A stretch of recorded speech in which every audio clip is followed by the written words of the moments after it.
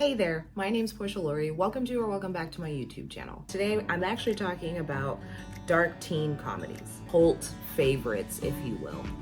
And I was thinking about how those kinds of movies don't seem to exist anymore, but I think that's also because I'm not a teenager, so I'm not necessarily seeking out these types of movies. But I don't feel like they are as prevalent as they were when I was a kid. In case you hadn't heard of some of these classics and why they really need to make a comeback. But before we get into it, as always, if you enjoy listening to me rant about movies and TV shows, be sure to do me a solid and drop a like on this video, then run over to that subscribe button, hit the bell next to it, so you can be notified every time I upload. And if you can't get enough of my opinion, you can head over to the podcast. I co-host a podcast with my boyfriend and his best friend. It's called the Cinema Sitdown.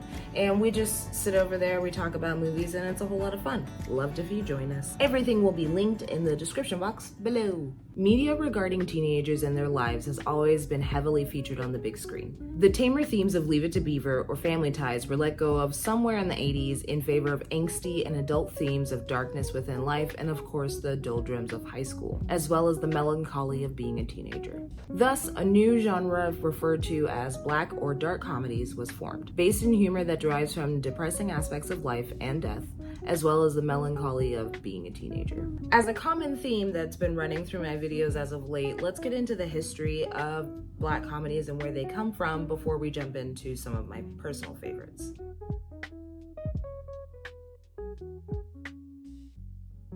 Known as black comedy, dark humor, or dark comedy, this is a genre that extracts its jokes and sarcasm from intense human emotions and the general gloom of life at any stage. Within the subgenre of teen dark comedies, they typically deal with subjects like bullying, drugs, sexual orientation, being sexually active, social hierarchy, relationships both platonic and romantic, as well as education follies. Colloquially, the term black comedy or black humor became part of the cultural zeitgeist in 1965 from the paperback book titled Black Humor, edited by Bruce J. Friedman, which was a collection of stories, poems, and journalists who fell into the category. Stanley Kubrick's 1960s Dr. Strangelove was the first widely accepted entry in this genre as far as film, dealing with mental health, power, and America's penchant for war. This led to other classic entries such as Monty Python and Jojo Rabbit. Some modern examples of the dark teen comedy would be 2019's Booksmart or 2022's Bodies, which is still on my list, by the way. I have yet to check out Booksmart or Bodies. It just kept coming up in my research, so I wanted to shout them out because apparently they do fall into the category. Tell me in the comments if you guys have seen it. Is it worth my time? Is it a fun horror movie? It's giving Scream. So tell me in the comments if it's worth my time. Anyway, off topic. Back to the video. Let's talk about some of my favorite dark teen movies. The first movie I want to mention is 1988's Heathers. I think that this is just beyond a classic at this point. How can you not love this movie? This inspired the title of one of the most emo albums of the early 2000s. Heathers is a roller coaster you are not ready for. Set in classic 80s high school social hierarchy, one of the cool girls decides she has had enough of the pomp and circumstance of it all, opting to leave the clique. But at the behest of her wrong side of the tracks boyfriend chooses murdering the squad on the way out. At this point, I think Heathers is beyond just being an 80s cult classic. At this point, it is just a full-on classic. It's referenced so much in media, especially as of recent. It probably is more popular now than it maybe even was when it originally came out. Starring Winona Ryder, who is just like in her bag in the 80s. If you needed someone strange and unusual, like, you called Winona Ryder. But Winona just embodies this so well, this movie. She's talked about it at length in interviews, but you know, she almost wasn't cast for this movie. She even offered to not get paid at all. She was just so moved by the script and like what it represented. If you want any more information about that, I will tag some of her interviews in the description box below. Oh, John Lithgow? Yeah, people just coming out of the cuts. Christian Slater looking so just magnificent, like 80s magnificence. The movie is just really easily relatable. I think most people have dealt with similar situations, and although the subject matter is quite dark, they do manage to make it into a way that's still humorous. My son's a homosexual. and I love him. I love my dead gay son. I just enjoy it so much. On to our next movie. Next movie I want to get into is 1999's Drop Dead Gorgeous. A mockumentary set in a small town covering a traditional teen beauty pageant held by fictitious cosmetic brand Sarah Rose, the documentary team end up playing a large role into the lives of the subjects as several contestants begin dying in random ways, shifting the focus from talent and innocence to classism and privilege. Oh my God, I love this movie. This is one of the movies that like I am constantly telling people to check out, and when I've had the opportunity to like sit down with someone and show them this movie, like my expectations of how they're gonna feel about the movie are almost never disappointed. I really think that this movie is just a small gem that is lost in what was the year 1999. I feel like 1999 was like definitely like peak pop culture era. Live and La Vida Loca, the Backstreet Boys, NSYNC, Britney Spears, like there was so much going on in the media. So Drop Dead Gorgeous stars Kirsten Dunst, and one of my personal favorite roles of hers. I know she's gone on to do many amazing things with her career. I believe it was last year also that she was nominated for her first Oscar. But man, I just love the roots of this. Like she's so good, she's so fun in this role. She's very down to earth, and she's kind of not afraid to be really silly or like really over the top. She's got really fun like facial reactions to things that does a little bit of the acting, you know, in place of like dialogue. Said she doesn't look nothing like the picture they gave you. Sorry, I just thought you might not want to meet her maker looking like a cheap whore. But there's such a great heart to this movie at the end of the day that it's so fun. It's so fun to watch. Ellen Barkin, Allison Janney, our girl May She Rest, the GOAT, Brittany Murphy. It's full of such good heavy hitters, such good character actors. I also wanted to mention, may she also rest in peace, but Kirstie Alley is also a big player within that movie. She plays an excellent villain. Oh yeah, sure. I know what some of your big city no bra wearing hairy-legged women livers might say. If you know, you know. It's such a good core cast, such a good heart to the film, and it's so funny. Trying to like get out of a small town and what that like looks like from a female perspective. So used to seeing like football movies and like sports movies where like, you know, it's always guys that play some kind of sport and get out of the city. Well, what about everybody else? And I thought that this is like a really great way to showcase that. If you take nothing else away from this video, please go watch Drop Dead Gorgeous. Next, we're gonna get into another 1999 classic, Jawbreaker. A high school popular girls squad has a tradition of kidnapping each other's members on their birthday, surprising them with a pancake breakfast, but this time the prank goes a little too far, and the birthday girl dies in the trunk on the way to the restaurant. The rest of the girls are left to pick up the pieces after their friend's death and keep their anonymity about what really happened. So Jawbreaker is a movie that I completely stumbled upon that was on like one of those like regular cable channels. I stuck around and kept watching because I had recognized Rose McGowan. Rose McGowan had been on the show Charmed. I recognized her as being a member of that show, and so I was like, oh, like let me check out this movie. And man, I did not know what I was getting myself into. This was a lot of movie for a probably 11 or 12-year-old to be watching. And thank God the first time I saw it on TV, because this movie definitely earns its R rating. It's pretty graphic. What the fuck are you doing? I think it's a really well-crafted, well-done look into social cliques, small groups of teens, teen girls specifically, and how these friendship cliques kind of run. I think it's fascinating. You know what? I don't want to ruin it for you. If you've never seen Jawbreaker, I suggest checking it out with caution. There's probably a list of things that I would look up. There are definitely triggers in this movie. The next movie we're gonna get into is a 2004 cult classic, Saved.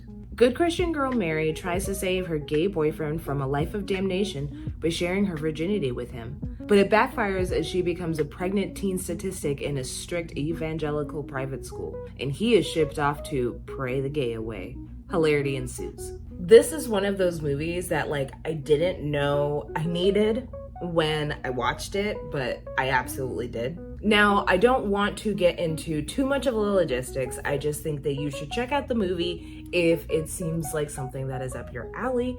I know that this movie can be extremely controversial given the subject matter. It does deal a lot with religion. And while this is, sometimes can be negative, this is not a representation of everyone in any given faith, period. It is a movie. At the end of the day, meant to be entertaining, and I think it succeeds in that realm. I think the performances are really good. There are some really great heart-wrenching moments. There is some really good connection with like the emotions of the main character and just like really relating to the audience. It is a bit edgy humor. You kind of have to know that going into it. I think Macaulay Culkin is phenomenal in this movie. This and probably Party Monster are two of my favorite projects that he's done is in his adulthood. I think that they're both really showcase his true talent. I also think Jenna Malone kicks ass in this movie, although Jenna Malone just kind of kicks ass all the time. I love her. Shout out to her role from Hunger Games. I can't remember her name off the top of my head right now, but she's always the first thing I remember about the Hunger Games, oddly enough. Mandy Moore, who is phenomenal. I feel like Mandy Moore must have had some personal experience with some of the antics or the types of personalities and people that are within this movie in her real life, because the way that she just embodies that character to a T. I am filled with Christ's love. I would actually kill to see Mandy Moore reprise this role. Again, check out some trigger warnings. It does deal with religion and faith. So I would suggest reading up a little bit about it before you check it out for yourself. But if you are into any of the types of movies I've already gone over, this is totally going to be up your alley. So our final movie that we're going to be getting into is 2001's Sugar and Spice. Sugar and Spice tells the story of a super tight cheerleading squad who's always there for one another. So when one of them gets pregnant with twins and they get kicked out of their parents' house, they all sign up to help her rob a bank. And I know that's like the most campy like description ever. That really describes this movie to a T. I think it's just so fun and cheesy. It's so over the top, but it's also can be really dark, like some of the subject matter, not easily palatable, but they have such fun in this movie. Like, it gives the same vibes as like Pitch Perfect. It genuinely feels like the whole cast are friends with each other. So there's like a general chemistry between them that feels natural. This is the same feeling I get when I watch this movie. Many of them are child actors, so I'm thinking that like they might have known each other prior to making this film, and that adds a certain level of cohesiveness amongst the cast. So I don't know. I think all the things just came together to make a really fun, girly, dark, twisted movie. I just have so much fun watching it. Marley Shelton you would also recognize from the Scream franchise. She was also in Never Been Kissed. She's one of the popular girls in that movie, Bubble Boy. So she's had quite a career. I think she's perfect in this role. She just plays it to a T. Martha Sokoloff, who I always think of as like a child star. I just remember seeing her pop up in random episodes of things. Most notably, I remember her being Stephanie's best friend on Full House. And of course, we can't forget about the incredible Mina Suvari. I mean, if you watched movies in the 90s and 2000s, you know who Mina Suvari is. But just to name a few, she's in American Beauty, American Pie. While the typical teen movie has a ridiculous plot about something that is usually some small life milestone or a frivolous endeavor, dark teen movies tend to deal more in reality, taking stereotypes to the extreme, often mocking the ridiculous labels and thoughts we apply to them, and entertaining us all at the same time. I did want to mention one last thing before I get out of here. Maybe you noticed it, but I definitely noticed it while I was putting together this list. Are you asking yourself, where are the Black people? People of color? And I would tell you, I don't know. I did find that to be a little bit disturbing. Pretty much all of the dark comedies I was looking to, specifically teens, there are a few adult ones, but there's very few people of color that manage to be part of these types of projects, and I don't know why that is, but I do rally that we need more people of color in these types of offbeat movies and TV shows. The only one I can really think of, which I don't think is considered a dark comedy, but it might be, is High Fidelity, not the movie with John Cusack, but the TV show with Zoe Kravitz. I think you might be able to kind of classify that under this category. And that's really the only time I can think of seeing like Black people being part of this genre. But if you have any other suggestions, please give them to me in the comments below. I would really love to see myself more represented on screen in these types of offbeat humor projects. I think that this is probably my favorite like subgenre. It's what I prefer to watch over like a straightforward comedy. Any suggestions, honestly, that you have about any dark comedies that you personally enjoy, throw them all in the comments below. If there's enough support, if enough people are enjoying me talking about this topic, I will come back and do it again. We could do an adult dark comedy edition, which also opens us up to a lot more titles to choose from. These were really just a collection of the most popular / the ones that like I would have watched growing up. But that's gonna do it for me today. I hope you had fun talking about dark teen comedies with me. As always, if you enjoyed this video, do me a solid and drop a like on it. Don't forget to hit that subscribe button and the bell next to it so you can be notified every time I upload. If you can't get enough of my dumb opinion and my dumb face, actually you can't see my face on it, but you can go check out the podcast. It's called The Cinema Sitdown, co-hosted with my boyfriend and his best friend, and it's a whole lot of fun. We just sit around and talk about movies, and you know, it'd be cool if you joined us there.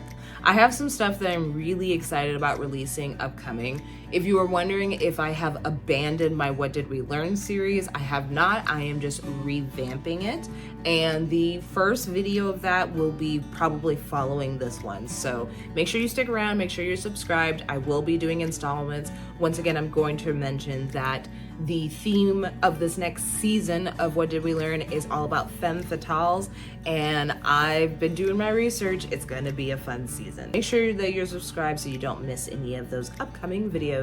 But that's pretty much all I've got for you today. Until next time, I will catch you guys later. Bye.